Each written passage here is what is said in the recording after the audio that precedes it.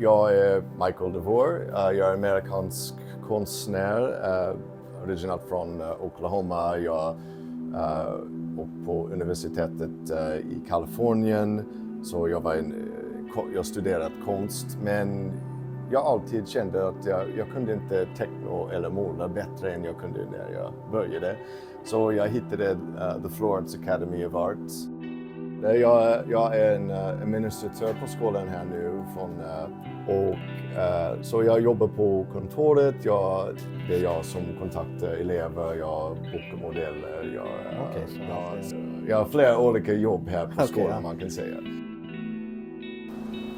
Lever du på din konst? Jag heter Milo och idag ska jag träffa en konstnär, en professionell konstnär, och ta reda på massa frågor som jag har till honom och även måla lite med honom och hans syn på konsten idag. Det ska bli spännande idag. Jag ska hänga med honom några timmar, så följ med.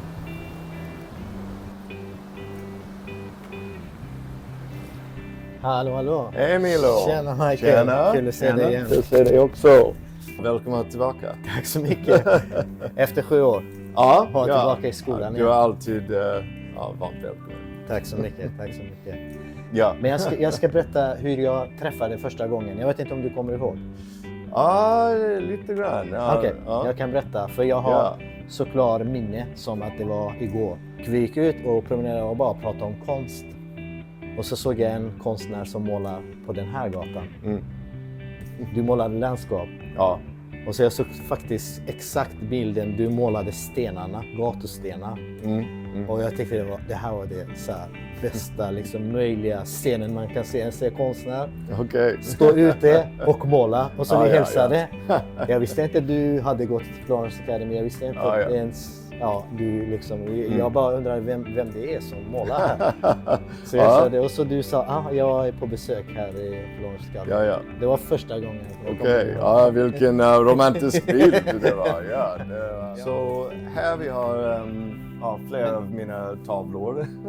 Ja, och det är exakt det det är starka bilden som jag har från dig, för att jag vet att du målar olika motiv. Men jag vet ju det som sticker ut i mina ögon, att om jag tänker Michael DeVore konstnär, då tänker jag hans stilleben är absolut.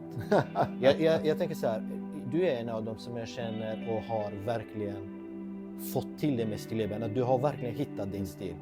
Det är kanske. För det här jag såg i början också så här, vems det är som bara ibland delades och hur han fått till det här med strukturen och det känns att det är väldigt mycket genomtänkt och lager för lager. Det är inte så att säga, man målar alla primmar en gång och sen är det klart. Kan du berätta om hur det går till med att måla ett sånt stilleben? Till exempel den här fisken. Hur lång tid tog det? Den jag faktiskt målade i en dag. En dag? Ja, jag kan inte göra det längre. För jag målar inte varje dag. Det var när jag målade nästan varje dag när jag bodde i USA. Så den gick väldigt snabbt. Det är inte typiskt. Så det är typiskt inte gå så lätt. Men den dag allt kommer tillsammans att bli perfekt för mig. Från nära håll så ser det ut att det är lite kaos. Massa olika färger och valörer och färgfläckar. Och så backar man, då ser man ju att det ser väldigt realistiskt ut. Så den här var gjort över flera månader, man kan säga. Så den var en dag, det här var flera månader det syns inte att det är det känns att det båda har tagit lika lång tid egentligen. Så med den här, det behövde lite extra på den. Och det är som du säger, jag vill ha det så att när man står flera meter bort, det ser realistiskt ut. Ja. En målning är väldigt intressant för mig när jag går nära och jag ser signaturen. Till exempel den här. Det är din signatur det här för mig. Ja, det är någonting jag gillar så mycket med oljefärg. Att man kan bygga upp struktur och texter. Och, den jag som exalterat mig. Ja. Hur planerar du det här? Är det kompositionen som tar mycket tid eller sätta upp, hitta objekt? Det är någonting jag Jag funderar på för en stund. Först kanske jag har en objekt eller någonting.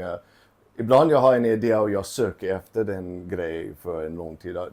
Jag tittar på Blocket eller jag går in till antikaffärer, second hand. Även när jag är på affären att bara handla mat och sånt. Jag ser päron eller äpple och jag tänker de är så fint just nu. När jag hittar någonting som har en väldigt fint, kanske en fint form. Jag tänker vad roligt det ska vara. Ja, exakt. Så det ska vara roligt att göra det här. Jag målade bakgrunden kanske 20 gånger på den.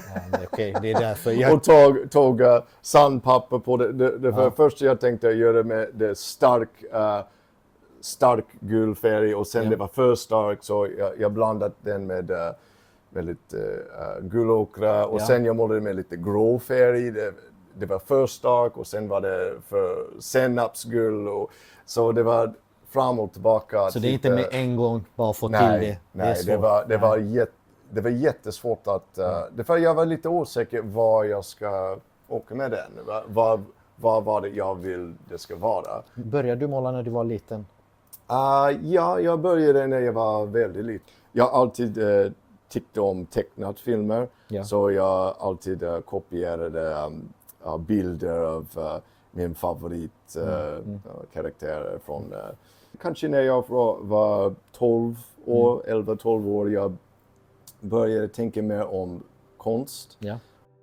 Och jag tänkte bara att människor är inte så duktiga som de var. Det är bara talang och det är inte så... Det är ingen som har den talang längre. Så tänkte jag. Och jag tänkte också när jag var på universitetet, kanske jag ska åka tillbaka till att göra animation-skola. Men jag sökte efter men jag tänkte kanske jag ska göra en konstskola. Jag vill bli bättre. Men jag hade ingen idé hur jag ska göra det eller vad det menade riktigt. Så jag sökte efter konstskola i Europa, i Italien och jag hittade Florence Academy. Och jag såg vad de gör och sa, nej men det är vad jag... Det är den stilen du vill måla. Ja, det är vad jag vill göra.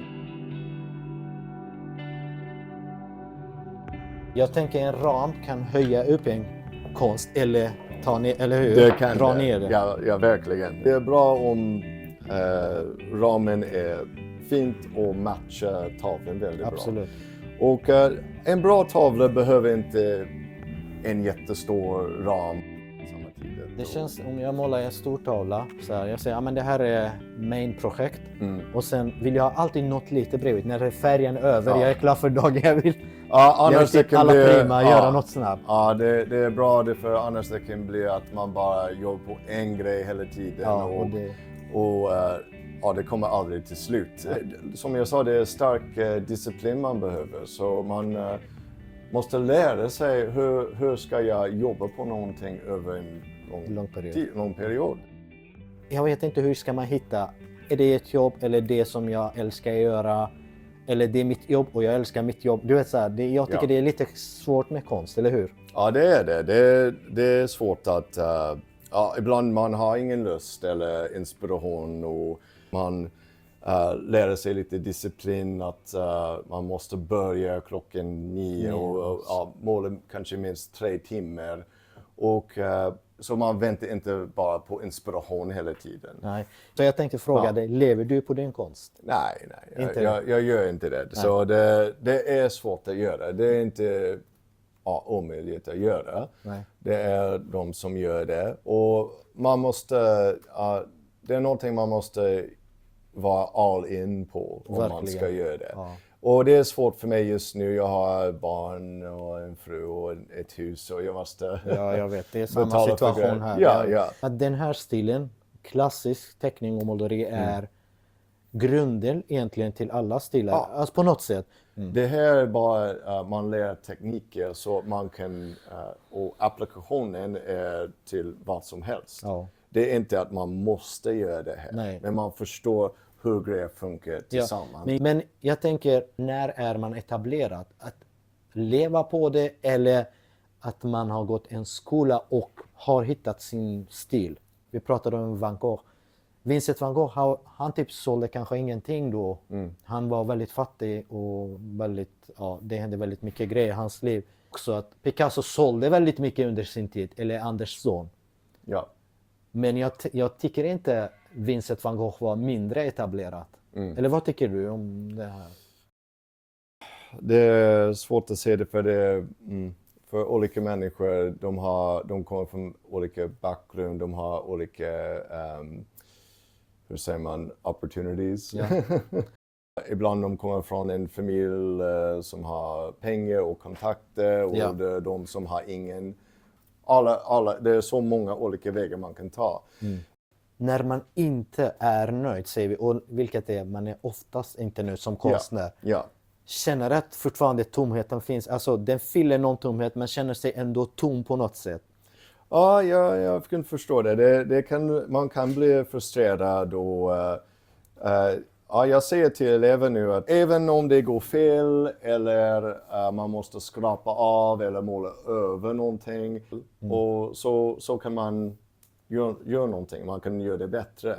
Så man måste göra misstag så att man har någonting man kan jobba med och jobba över och så det är som man älskar de här grejerna. Jag älskar att rama in grejer och tänka på allt runt det är från 1 till 100, alltså hela processen. Ja. Men jag tänkte fråga dig, vem är din favoritkonstnär? Men för mig, det är kanske Vermeer faktiskt. När jag åker till museer och sånt, jag tittar runt och får mycket inspiration, men också, herregud, de är så duktiga och hur kan jag bli som dem? Och, det har alltid varit så. Och om vi bara ger upp så det kunde vara så många konstnärer från 1700, 1900-talet som är så himla bra konstnärer. Ja. Men kanske om de tänkte så, vi skulle inte ha dem. Man vet aldrig vilken... Kanske jag har inte gjort min mästerverk. Nej.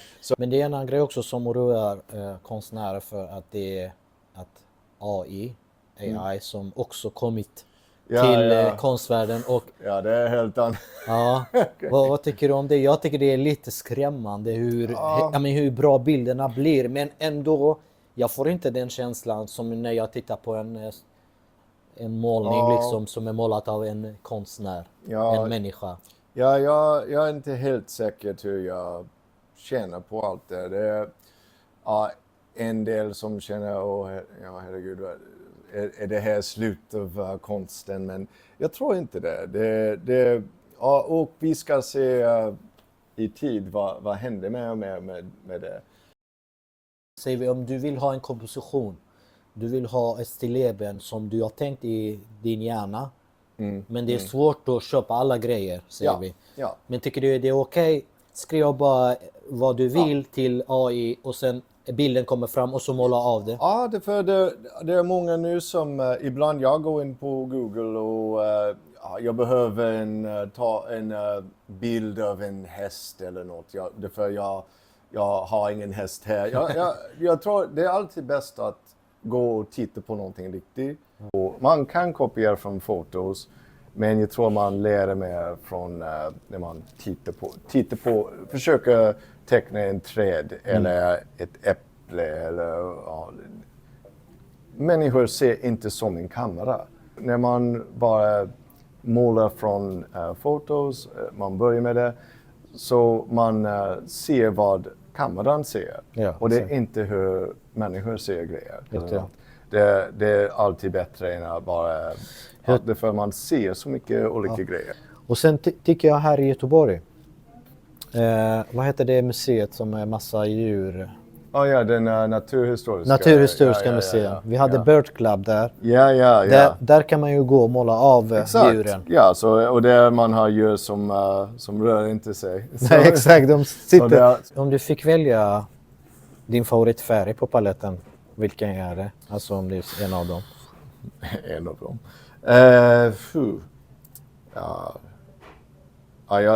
Jag målar mycket med, jag börjar med en råumbra. Det är inte att de är bästa, det är bara att... Men jag börjar med det mest. Jag kan göra väldigt mycket med bara den på början. Men favoritfärg, ja, det är alltid... Det är svårt att välja med dem. Det är inte en grej som gör tavlan. Det är hur allt hänger ihop. Det är bättre att stå tillbaka och titta och fundera med vad man ska göra för man gör det. Så du ska titta mer än du målar faktiskt. Vad skulle du ge tips för någon som vill börja måla den här stilen? Ja. Var ska man börja? Ja, det första man måste tänka vad är det jag vill lära mig? Jag tror det är alltid bra att lära sig att teckna och måla bättre. Ja. Det är aldrig fel. Man kan göra vad som helst. Men tycker du att man ska gå i en skola? Ja, om man kan. Jag tror det är bäst. Om man kan göra det. Ja, man lär sig så mycket från det. Absolut. Och jag behövde det. Jag hade ingen aning hur jag ska bli bättre. Och när jag började på skolan och de sa till mig att grejer var fel. Ja. Och jag sa, tack. Jag var så tacksam för det. Och också de andra elever, det är för de lär samma grejer. Så Exakt. de även kan se ibland bättre än du kan. Ja. Vad har du, Michael, för framtida planer, utställningar eller? Jag behöver måla lite mer. Så jag har... Just nu jag bara har planerat hur jag ska måla lite mer och bygga upp lite... Fler tavlor? Ja, fler tavlor så jag har någonting.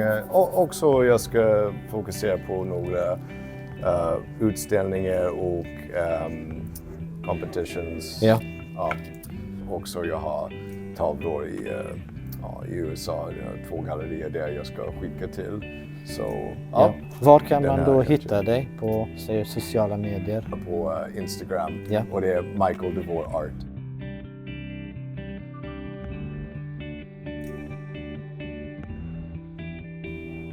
Porträtt eller stilleben? Ja, porträtt kanske. Okej, olja eller akvarell? Olja. Såklart. Ja. Kol eller blyerts? Kol. Kol. Måla inne eller ute? Ja. Jag gillar att måla ute, men jag gillar inne mest. Jag är mest Levande modell eller foto? Levande. Te eller kaffe? Kaffe. Svart. Okay. Hav eller skog? Hav.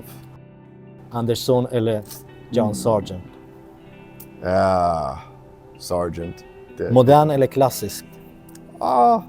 Klassisk. Springa eller gå? Ja, kanske springa. För jag aldrig bara går upp trapporna. Jag alltid jag vet inte. Jag alltid springer. Pizza eller rulle? Pizza. Tack så jättemycket, Michael. Tack, Milo. Som alltid väldigt trevligt att träffa dig. Ja. Ett nöje verkligen att göra det här med dig. Ja, det är så kul att du kommer hit och jag alltid följer vad du gör.